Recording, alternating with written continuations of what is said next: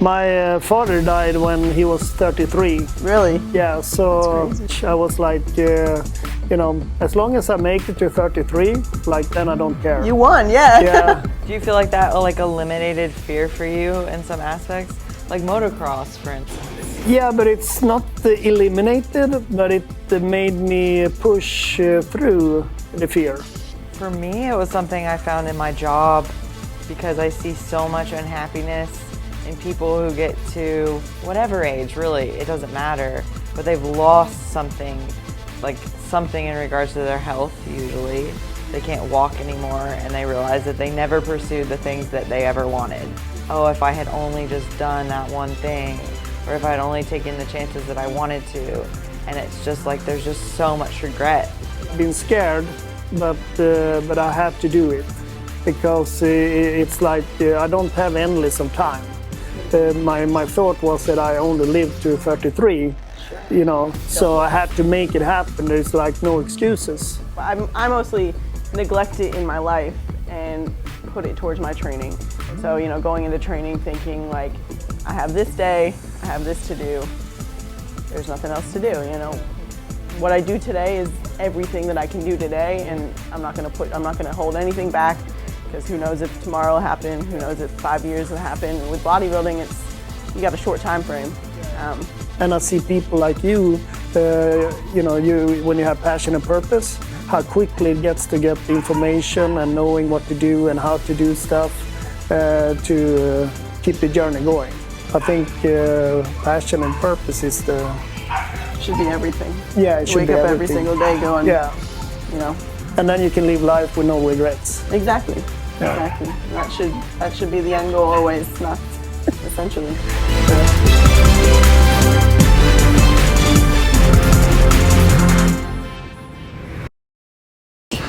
Was that a thing? I always say that I'm going to die before I'm 30. So I'm 22 and I train pretty hard and it's taxing. And I don't take care of myself. Yeah. Working on it. Yeah. My father died when he was 33. Really? Yeah, so that's crazy. I always, when I was in your age, I was like, as long as I make it to 33, like then I don't care. You won, yeah. Yeah. So I've been kind of like working towards that all the time. And then it was like, maybe after 33, it was like 43, and now it's 53. We'll make it. Yeah. One decade at a time. Yeah, exactly. Push it another one. Do you feel like that like eliminated fear for you in some aspects? Like motocross, for instance. Yeah, but it's not eliminated, but it made me push through the fear. I've been scared, but I had to do it because it's like I don't have endless of time. My thought was that I only lived to 33. Sure. So I had to make it happen. There's like no excuses. You face mortality way before most people do. Exactly. And then because of that, it helped me to pursue goals and stuff that some people hesitate a little bit with, and they postpone it a little bit. And I see with successful athletes that they are not postponing that much, And so I think is that something that you guys kind of identify with? I think for me, it was something I found in my job because I see so much unhappiness in people who get to whatever age, really, it doesn't matter, but they've lost something, like something in regards to their health usually. They can't walk anymore and they realize that they never pursued the things that they ever wanted, that their life was like meaningless to them. And, oh, if I had only just done that one thing, or if I had only taken the chances that I wanted to. And it's just like, there's just so much regret. Yeah. And to me, that's sadder than the physical loss ever. Yeah. It's watching people crumble because they realize like the chances they never took. Yeah. And like, so that's how I've experienced it. It wasn't something like personal that happened to me. It was more seeing it so many times. Yeah. I could totally relate to that. I mostly neglect it in my life and put it towards my training. Okay. So, going into training thinking like, I have this day, I I have this to do. There's nothing else to do, you know. Yeah. What I do today is everything that I can do today, and I'm not going to hold anything back, because who knows if tomorrow will happen, who knows if 5 years will happen. And with bodybuilding, you got a short time frame. Yeah. You know, I think personally I could pay a little more attention to using that in day-to-day life. But when it comes to training, that's my mentality always. It's just like, why hold back ever? Yeah. You know, I have a goal, I'm going to go after it every single day, every single rep, every single set. Yeah. And it works out. Yeah. And I think, you know, for me, I was a little bit the same. I was not afraid of dying. Like I train until I almost literally died. Like you're dying. Yeah, and but that also helped me in to pursuing other stuff in life. So as you know, starting to open up and see that, oh, I can actually do this the same way as I was doing the training. That was a good experience for me. That I could get something out of other stuff, like you know, my whole business life and stuff like that. I get exactly the same thing I could get from that, but I was also putting my whole heart into it. Yeah, that's awesome. It's like yesterday you talked about just as simple as like social media, like cutting out those things that aren't supporting your goal. It's like, I think when you can like take that same concept and apply it in your personal life, not only does it affect your personal life, but like your training will also then be affected by that as well, because it all plays into each other. Yeah. But it's like learning to cut away the things that aren't supporting your energy anymore, that are draining from you. And preserving all your energy for only the right reasons. Right. Yeah, absolutely. And you will be your best self, I believe, through that. It's something I'm learning, I feel like. Yeah, something I need to learn. Slowly but surely. This trip. So what is this trip about? Me personally? Yeah. Or this journey, I would say. I mean, regarding the trip, you know, all the guys have been trying to get me out here for a long time. You know, they see the way I train and kind of have expressed interest in training with me, because it's kind of rare to see a female, especially at my age, being 22, training the way I do. And kind of just in the past few months, you know, I'm kind of dealing with a relationship coming to an end after a long time, and I just started to neglect my emotional health completely. Training was always there, training will always be there, but you know, as much as I pushed that mental and physical health line up, I was not doing it for myself. So when I kind of made the realization, like, start practicing what you preach. And not only in training. Yeah, exactly. In life, it's more in life. Like training, I'm always die hard. So because I'm reading between the lines that, you know, you're pushing progress in training, but not life. But not in life. Exactly. So once I kind of made the realization of like, come on, Liv, like, what are you doing? I basically booked the trip, and I was like, I need to use this. I need to surround myself with positive people, people with the same mindset, and change my outside of training life. Just so everything kind of comes together, matches it up, and I can go so much farther with it. But that was why I was asking about the trip and the journey. Because it's it's kind of like the two different things, but it's actually the same. They're like you are talking about the trip because that's what you have like here. But I'm talking about the journey that you're doing through life. And you're about to. I'm just trying to line them up perfectly. And this trip has been really good. I mean, everyone here is unreal. Just positive mindset in life and in training is. It's spot on. So I think the trip is a little bit like your excuse to take the journey, to start the journey. Exactly. And now, so what's the continuation of that? What happens, you know, when you go from the trip into the journey? I don't know. We're going back and forth about, you know, relocating. Just kind of using this learning experience of like, you know, treating my mental health and everything correctly. So my next kind of step is really just hitting that on the head. To move? We'll see. It's in the question. It's a big question. But how big can it be? I moved from Sweden to the US. You have me there. You have me And there. you're never stuck. Yeah, and Yeah. You know, in your training, when someone looks at you, you're doing their hack squat earlier, and they're like you good, and you're like 2 more, and it's like this deep trust you have in yourself that you know you have it in you, but you're also with someone who's mirroring that trust in you. They know you have it in you too, and they see that you recognize it, and they recognize it, and in that moment you could do it because both of those facets are there.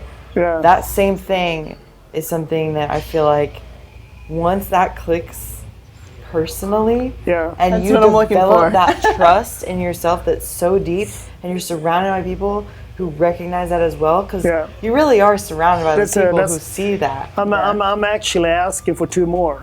Yeah. You know, my question is a little bit like, do you got 2 more? Yeah. That means like, do you dare to move? Do you dare to make changes? Yeah, I do.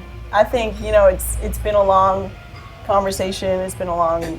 It's a big decision, but you know, I'm kind of coming to the conclusion that it is a decision that I'm gonna have to make. Yeah.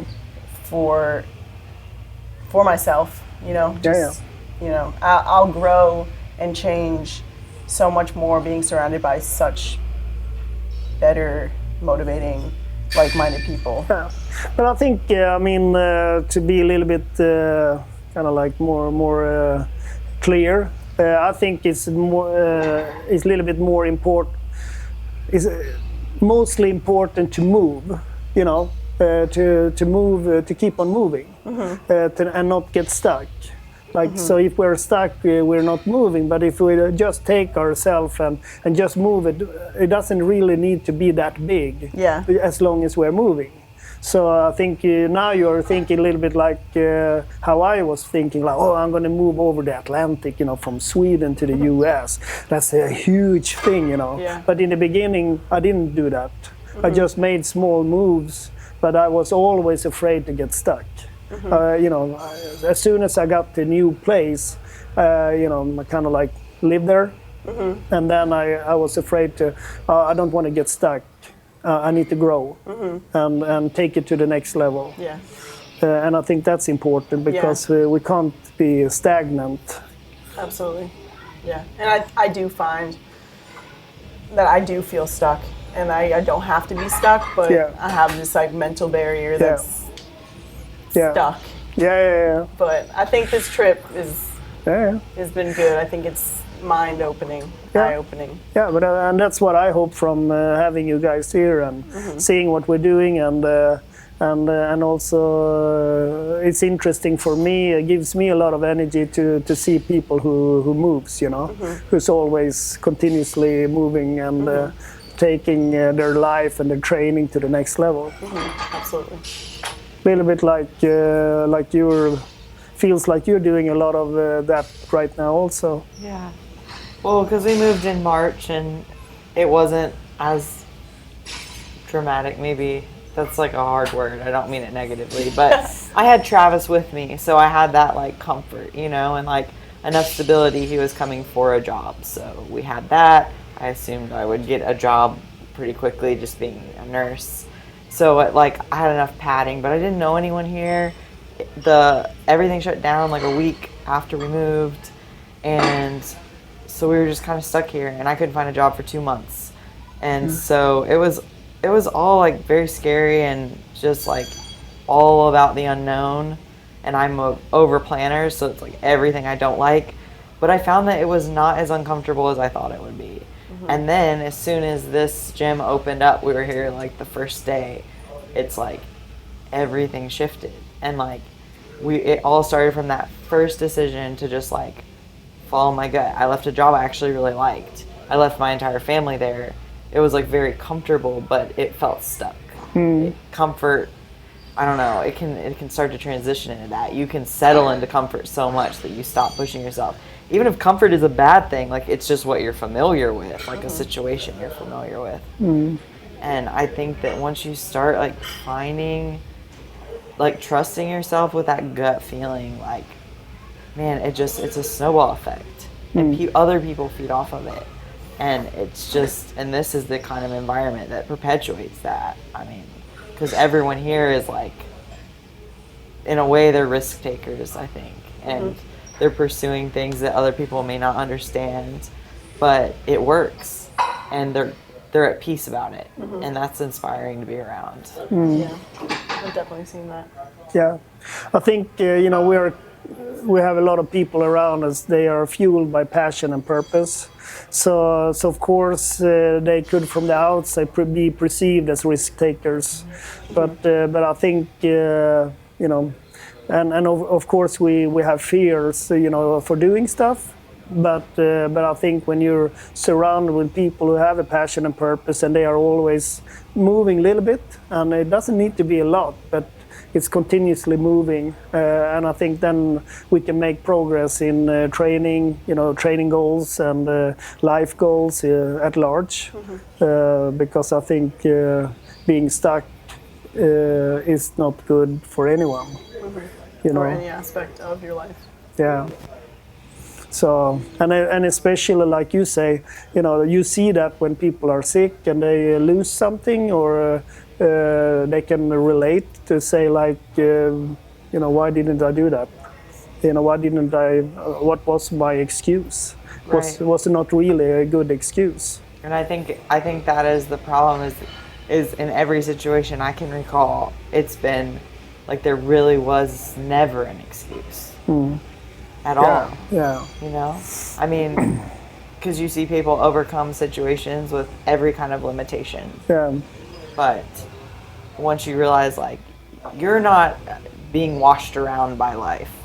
Like, you really have an active role. And you have a responsibility to use that role. Yeah, I think one of the best thing that is like our no excuses signs out here, that I've been had such great use of that one, that my daughter did that big sign for me. It's like 50 feet long and 10 feet high, and it's like huge, and it's like a big fat no excuses, like we should use on our journey. Every day of life. Yeah, to keep us moving. So we can ask ourselves, what's your excuse? Yeah. So what's your excuse? I don't have one. I really don't. I was talking to one of the trainers here, Nick, who's actually from where I'm from. It's funny, he's from Greensboro. Yeah. And he got up one day and moved across the country. Yeah. And he was like, I just went with my gut feeling. And Yeah. the one thing he's really learned in the past year is like, always go with your gut feeling. Yeah. And I have a gut feeling. Yeah. And it's really fear that's not allowing me to follow it.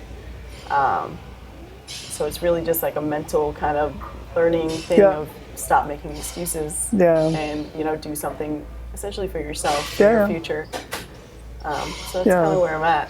And it's funny, I actually talked to Nick through Instagram for the past at least year, maybe a couple years. Yeah. And then he was like, are you moving to Dallas? Like, I just moved to Dallas.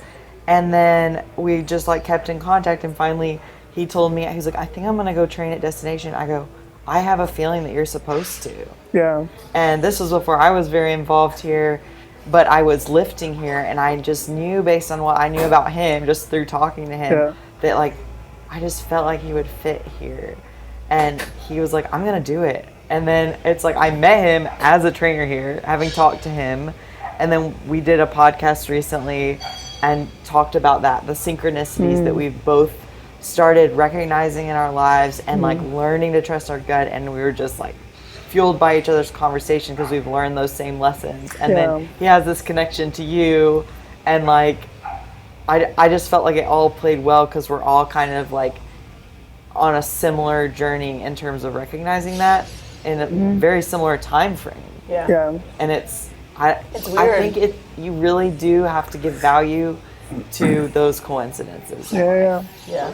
But I think what you're talking about is the signs that we have around us. There is always signs that we should, take a little bit to heart and do something with it. Like, that brings out our gut feeling, so we can actually say, that's another message. I should actually do that. I should get my butt and get moving a little bit. So, and I think just to say that we don't always need to move, but I think we need to move forward as a person. Always grow and change. Yeah. So that's good. I mean, I think for people who are listening to this, I think there's a lot of people who kind of like can relate to what we're talking about, and say, question themselves a little bit to see, am I stuck? Maybe I'm stuck a little bit, and my fear, they are not alone with the fear. Like, we all have fears. But it's just about to face the fears and move with it. Yeah. Yeah, and recognizing that fear is not a bad thing. It's necessary, but it's how you learn to deal with it. And it's developing that trust in yourself and surrounding yourself with people, if you can, who also recognize your abilities and potential. Yeah. And push you even when you are scared. Yeah. So maybe I'm thinking about like a pain-free society. Yeah. That's not good. Doesn't sound that good. But we know that people who strive for a pain-free life, it's not that good, and I'm sure you can also relate to that as a nurse. But I think with pain and with fear, like if we're a little bit less afraid of pain, we're a little bit less afraid for being scared, or just to do it anyway, I think we're going to live more. Yeah. So. Is that a good conclusion? I think so. I'm feeling everything we said, no doubt. Yeah. So because you're not afraid of pain. No. Like, that's something that you chase Clearly. more than anybody else. Yeah. Yeah. But imagine if you could do the same with your fears. Yeah. I definitely need to kind of align where my head is at in different aspects of life, because I'm not afraid of fear. I'm not afraid of, when it comes to training, taking risks. Yeah. But I'm in the gym. I'm set. I'm set. But, it's quite the realization of, getting everything else together. Yeah. And taking care of everything else. Like, because, training and everything I do in the gym is my life. Yeah. But there's other things too. Yeah, but I think we learn from it, and when I'm doing my business with GASP Bodies and Destination, and I have people who are working with me from all around the world, I get a lot of respect out of people who made who could be on a training regiment like you guys can be, can be stubborn with training and diet and make a plan. Because the same people can take that plan and apply it to, let's say, GASP Bodies and Destination, and we can be on the same playing field. So when we start realizing it's the same thing that we're using, we use the same planning and dedication, but in all areas of life, then suddenly the whole trajectory goes, sky high. Yeah. It's like using that discipline in all aspects. Yeah, and that's what I was meaning. Like, I got the same thing out of, my business life with GASP Bodies and Destination as I got from training once a long time ago.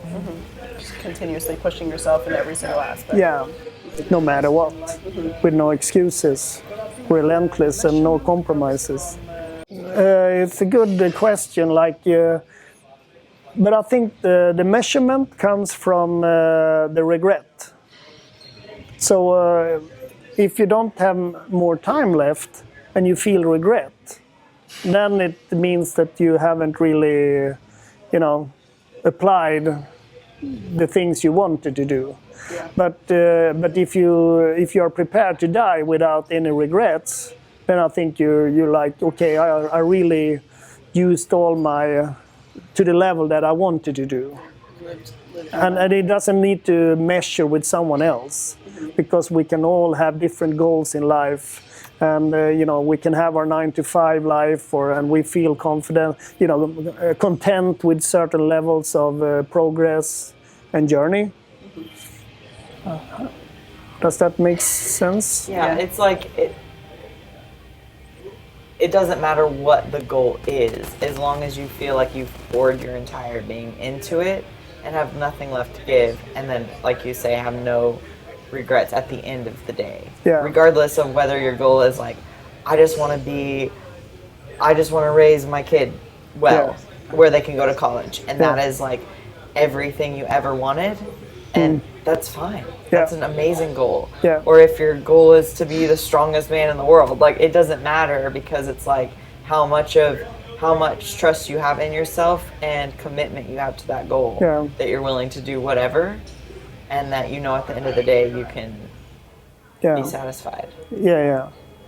Did everything that you could to get there, no matter what it be. I mean, some people, like you were talking about, living 9-to-5 every day, husband or wife, kids, whatever. And I mean, if that's what you want in life and you're satisfied with that, then so be it. Work every single day to make sure that is perfect for you. And if not, don't do that.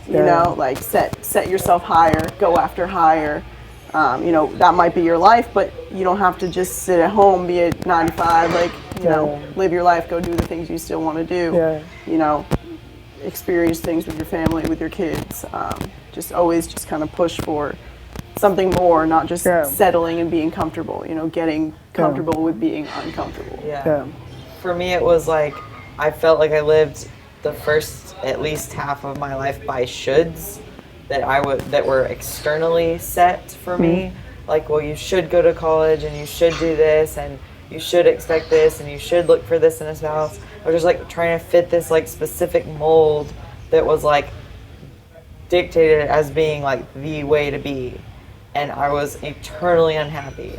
I was so unhappy. And it took a long time.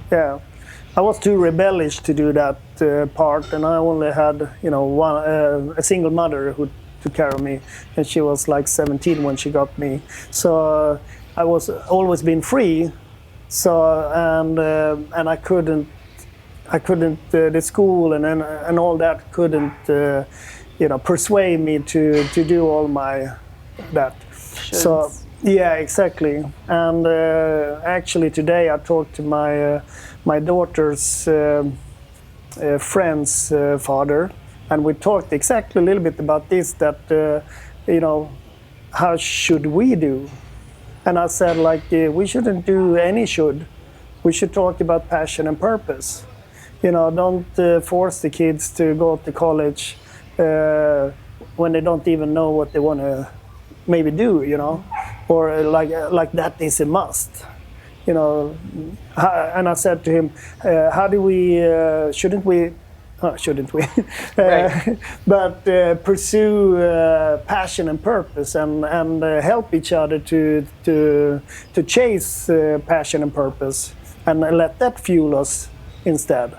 And then by doing that, we get the joy out of seeking what we want to do in life. I think that's something that isn't talked about, early enough in life. Because you go to school, you should go to college, you should do this, you should do that, you should have a 9-to-5.